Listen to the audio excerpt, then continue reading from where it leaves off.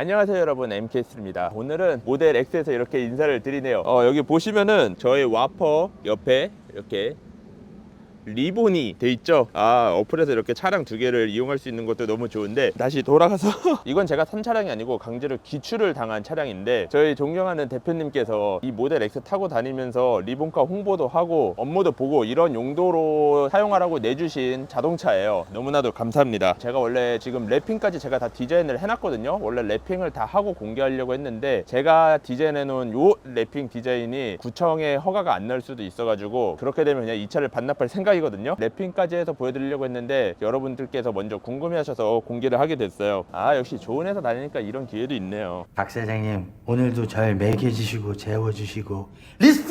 차는 2020년식 모델 X 레이븐 모델이고요. 제가 지금 한 2개월 정도 타고 있는데, 이 차를 타면서 테슬라 초창기가 어땠는지를 좀 많이 느껴볼 수 있는 그런 차량이었어요. 시승해서 여러분께 정보를 드리기 전에 테슬라에 대한 이야기를 좀 해드리면 이 모델 X 레이븐을 이해하는 데 도움이 될 것 같아서 테슬라 이야기를 해드리려고 합니다. 테슬라는 2003년도에 시작한 전기차 스타트업이거든요. 그런데 10년 만에 세계에서 가장 가치가 있는 기업으로 성장하였습니다. 테슬라가 처음 설립됐을 때 회사를 키우기 위한 플랜이 있었어요. 총 3단계였는데 1단계가 약 89,000달러, 한국 돈으로 1억 2천 정도죠. 1억 2천 정도부터 시작하는 고가의 스포츠카를 제작해 시선을 사로잡는다. 그리고 2단계가 독일산 고급 자동차와 경쟁할 수 있는 고급 세단을 제작해서 기존 스포츠카의 절반 가격인 45,000달러, 한국 돈으로 한 6천만 원 정도에 판다. 그리고 3단계, 훨씬 더 저렴한 가격으로 대중에게 판매할 수 있는 제3세대 자동차를 만든다. 총 이렇게 3단계 플랜을 잡고 테슬라가 스타트를 했거든요. 그 3단계 중에 이 모델 X는 2단계를 담당하고 있는 차량입니다. 이 모델 X는 2012년도에 최초 공개됐었는데, 그러고 나서 15년도에 처음 인도를 시작했거든요. 한국에는 모델 X가 2018년도 여름에 계약을 시작했어요. 그리고 11월 중순에 최초 인도를 했는데, 지금 이 모델 레이븐 같은 경우에는 미국에서 2019년도에 처음 이제 발표를 했고, 한국에는 2019년도 4분기에 처음 들어왔습니다. 그러고 나서 페이스리프트 리프레시 버전이 나왔는데, 모델 X 리프레시 버전은 한국에 2023년도 3월 서울 모빌리티 쇼에서 처음 공개됐었죠. 그때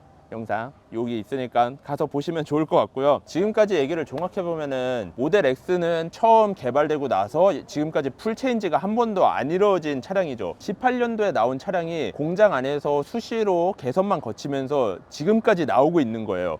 개발한 지 상당히 오래된 차량이죠. 지금 모델 X 같은 경우에는 S를 먼저 개발한 다음에 S의 부품을 30% 정도 공유해 가지고 새롭게 SUV로 만든 모델이거든요. 그러다 보니까 모델 S의 그런 개발 역사를 같이 가져오고 있는 차량인 건데, 모델 S 같은 경우에는 테슬라 초기 이제 설립에 기여를 한 트라우벨이라는 직원이 벤츠 CLS를 벤치마킹해서 만든 차량이에요. 그러다 보니까 지금 모델 S도 그렇고 모델 X도 그렇고 차 안에는 벤츠의 부속품들이 은근히 많거든요. 그런 점도 이따가 시승하면서 보여드릴 거고요. 테슬라가 이렇게 짧은 10년이라는 시간 동안 빠르게 발전할 수 있던 이유가, 차를 만들고 일단 출시를 한 다음에 출시한 상태에서 수시로 개선을 통해 가지고 차량을 발전시킨 케이스거든요. 왜냐면 일반 내연기관 같은 경우에는 차량 하나 개발한다고 하면 한 8년에서 10년 정도의 시간이 소요되는데, 차량을 출시하고 OTA로 개선을 하겠다고 해서 이렇게 빨리 성장한 케이스예요. 그러다 보니까 이 모델 S랑 X 같은 경우에는 초기에 분량이 조금 있었는데 리콜과 OTA로 모두 잡았었죠. 지금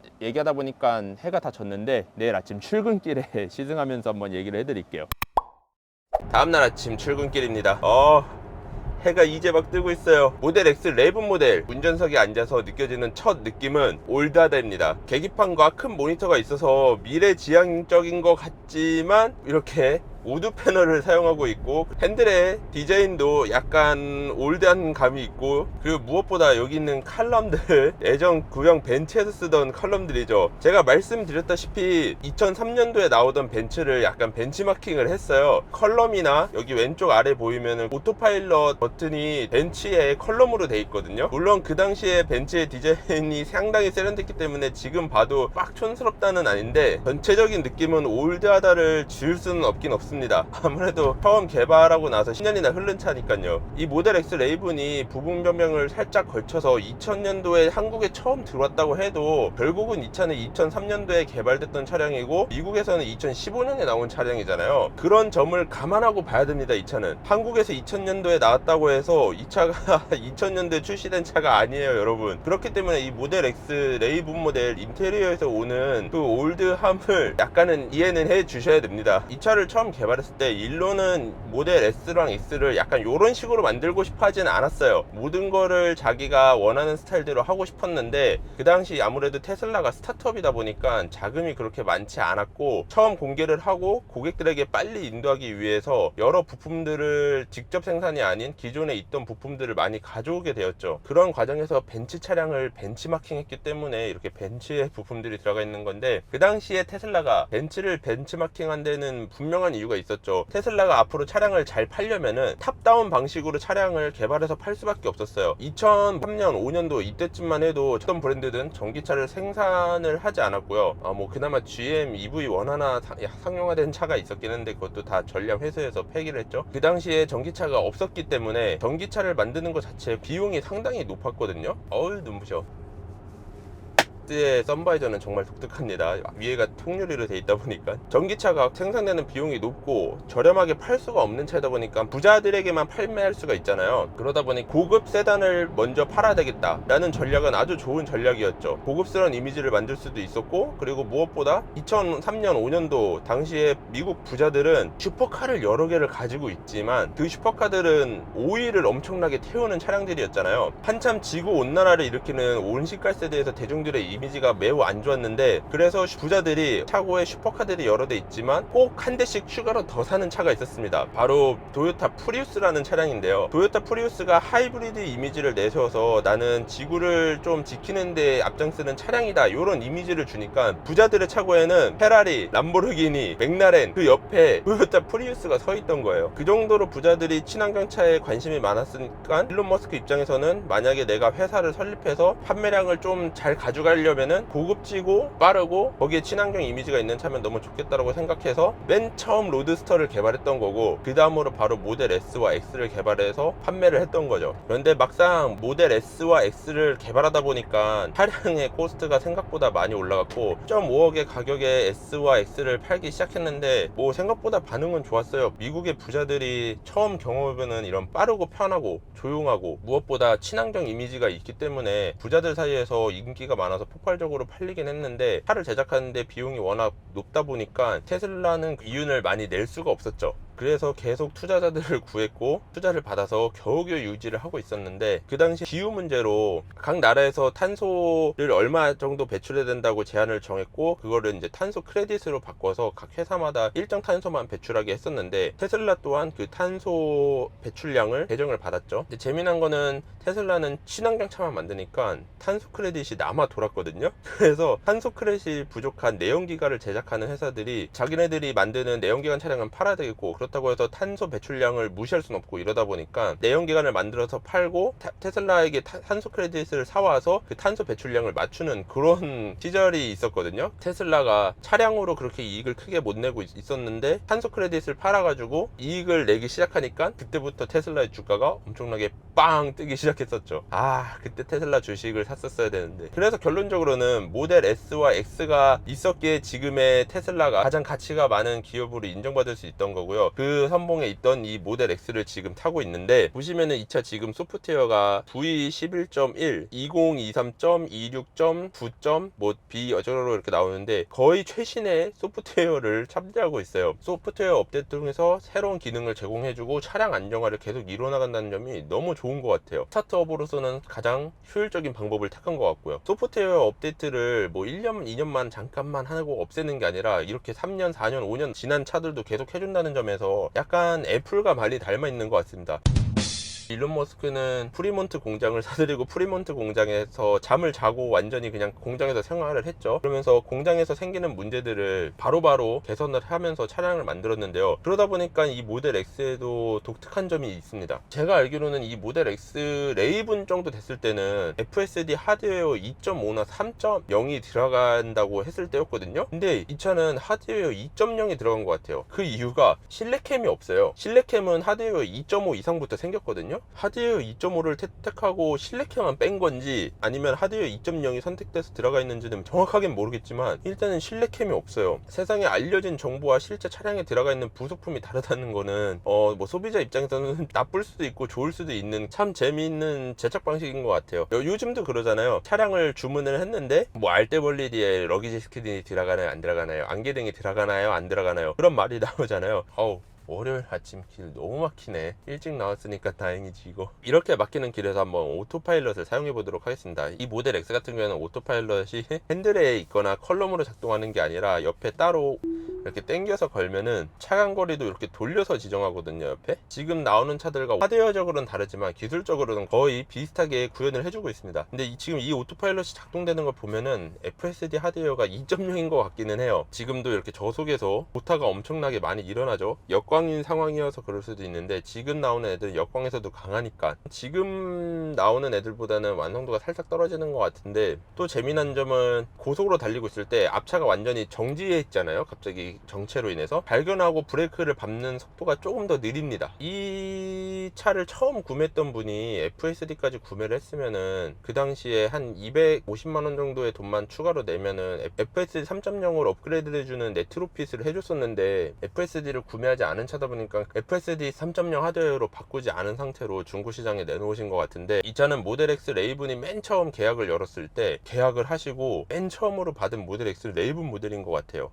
그래서 약간 좀 아쉬운 부분이 많은 건가? 근데 모델 X 레이븐만 되더라도 중고로 사서 이용한다고 하면은 나쁘지 않을 것 같아요. 가격만 저렴하게 잘 구하신다면. 형이든 구형이든 가장 큰 만족감은 저는 자동문에서 오고 있거든요. 운전석과 조수석 문이 자동으로 열리고, 그리고 팔코닝이 이렇게 멋있게 열렸다가 닫을 때도 전동으로 알아서 이렇게 닫혀준다는 게 너무 멋있거든요. 뭔가 시선도 많이 받아서 만족감도 상당하고, 일론 머스크가 이 모델 X에 팔코닝을 낸 거는 정말 잘한 것 같아요. 어떻게 보면 팔코닝의 전신인 걸링도어를 들어가는 차들이 벤츠가 최초였고 SL이라는 모델, 그 다음으로 뭐 현대에 나오는 차도 거의 벤츠 SLS가 가장 많이 알려져 있는데, 벤츠의 걸링도어 같은 경우에는 힌지가 천장 쪽에 하나만 있어서 열 때 공간도 좀 많이 필요한 편이었고, 문을 닫을 때 저 위에 올라가 있는 끈을 잡아 당겨서 닫았어야 됐거든요. 근데 그러한 단점들을 다 보완해서 팔코닝을 전동으로 만들어 가지고 힌지를 2개를 넣고 좁은 공간에서 도 열릴 수 있고 사람이 손으로 열고 닫지도 않아도 되는 멋진 걸링도어를 만들어 줬으니까 부자들 입장에서는 이 차를 구매하는 상당히 큰 매력 포인트가 됐을 것 같아요. 팔코닝이 애를 태우거나 내릴 때, 특히 카시트 설치하거나 이럴 때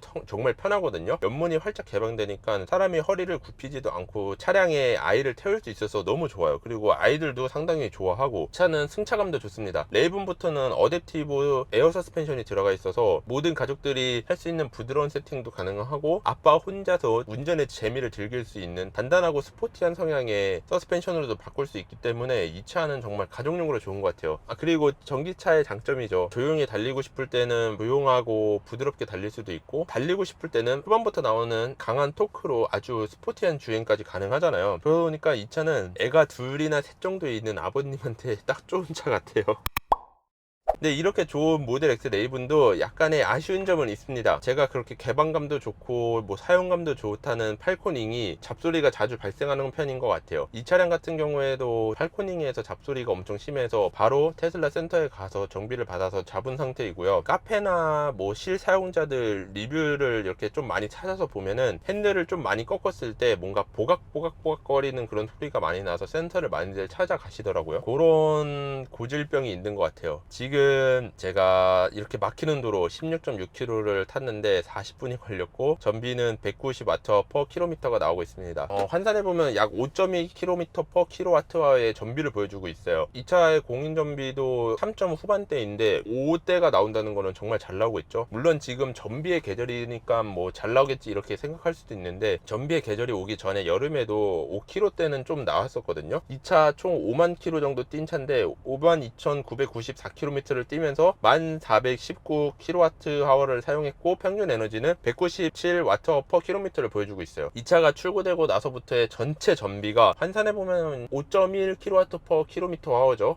그 정도의 전비가 나오고 있기 때문에 테슬라의 배터리와 모터 기술력이 그 당시부터 좋다는 것을 볼 수 있는 그런 차량인 것 같아요. 사실 지금 이 전비는 요즘 다른 레거시 메이커들이 겨우 뽑기 시작한 전비인데, 못해도 한 5년은 앞선 그런 테슬라의 기술력이네요. OTA까지 포함한다고 하면 10년은 앞선 기업이긴 하죠. 그리고 이 차는 미국과의 FTA에서 확실한 이익을 보고 들어온 게 느껴지는 게, 후진할 때 후진음이 없습니다. 지금 나오는 테슬라들 다 후진할 때 하는 그 유령 소리 같은 후진음이 있잖아요. 근데 이 차는 외부에 스피커가 없기 때문에 후진음이 없고요. 그런 상태에서도 한국의 법규를 무시하고 들어올 수 있었던 게 FTA의 혜택이 아니었던가 생각합니다. 좀 재미있는 차죠. 타면 탈수록 스타트업이었던 테슬라가 어떻게 차를 발전시켜 왔는지 많이 느껴지는 모델 X 내부 모델이에요. 출근길에 공사 구간이 있어서 공사 구간에서 오토파일럿을 작동시켰습니다. 이 모델 X 레이브는 잘할 수 있을지 좀 의문이긴 한데, 제 모델 Y는 여기서 상당히 잘하거든요. 지금 보시면 옆에 이렇게 가드레일이 쳐져 있는 공사 구간인데, 역시 OTA로 소프트웨어 업데이트를 계속 해줘서 그런지 자율주행 기능도 계속 업데이트가 된 것 같아요. 이 모델 X 레이븐 모델도 그렇게 어렵지 않게 오토파일럿이 작동이 되네요. 근데 확실히 정차할 때는 신형들이 더 부드러운 것 같아요. 그리고 이 모델 X 레이븐은 신형 리프레쉬에 비해서 액티브 노이즈 캔슬링이 없다 보니까 조금 더 풍절음이나 노면음이 많이 들리는 것 같긴 합니다. 잘하네. 자신감 있네. 이런 구간에서 이용할 때는 사용자의 주의가 많이 필요하니까 집중해서 사용하시는 걸 권장드리고요. 이런 구간도 알람은 오지만 잘하고 있어요. 여긴 좀 무서워서 제가 핸들에 힘을 살짝 줬네요. 이렇게 집중이 필요합니다, 여러분. 이야기를 하다 보니 벌써 회사 근처에 다 왔네요. 주차를 하고 내려서 마무리를 짓겠습니다. 네, 오늘은 이렇게 자동문 너무 좋네요. 오늘은 이렇게 대표님의 은혜로 강제 기추당한 모델 X 레이븐 모델을 타고서는 이야기를 해드렸는데요. 테슬라가 로드스터를 시작해서 테슬라에게 지금 가장 큰 가치를 안겨준 차량 이 모델 X를 통해서 이 모델 Y가 어떻게 나오게 됐는지 약간은 느껴볼 수 있는 그런 좋은 차량이었습니다. 그리고 지금 제가 다니고 있는 이 리본카라는 회사가 독특한 이력이 있어요. 바로 테슬라 인증중고차를 검증하는 그런 시스템을 갖춘 회사인데요. 그래서 저희 회사 홈페이지에도 테슬라 매물이 많았었는데 지금은 많이 매입을 안 하고 있죠. 전기차가 중고차 시장에서 별로 좋은 가치를 못 받고 있어서. 근데 어쨌든 저희 리본 같은 경우에 테슬라 인증 중고차를 시행하고 있는데, 그 시스템을 광고를 하려고 했는데 테슬라 쪽에서 광고를 하지 말라고 해서 많이 안 알려졌더라고요. 테슬라 인증 중고 시스템을 한다는 거를 광고하고 싶다고 하면은 직접 테슬라 차량을 사고 그 차량 가지고서는 광고를 해라, 이런 답변을 받았었대요. 물론 1년 전의 일이어서 그런 것 같긴 한데 지금은 테슬라는 마케팅 팀이 생겨서 대응을 잘 하고 있긴 하죠. 어쨌든 테슬라라는 회사가 광고도 안 하고 스타트업인데도 이렇게 10년 만에 미국에서 최고의 가치를 인정받는 회사로 성장할 수 있는 데는 이 모델 X 모델이 한몫했던 것 같습니다. 오늘 영상은 여기까지고요. 앞으로 영상에서는 제가 드디어 오랜만에 타사의 전기차를 타볼 예정이고요. 그리고 모델 Y RWD 인도도 한번 찍어볼 거니까요. 여러분들 그거 보고 싶으면 구독, 좋아요, 알람 설정까지 부탁드립니다. 네, 오늘 영상은 여기서 마칠게요. 안녕. 그래도 나는 역시 와퍼지. 잘생겼다.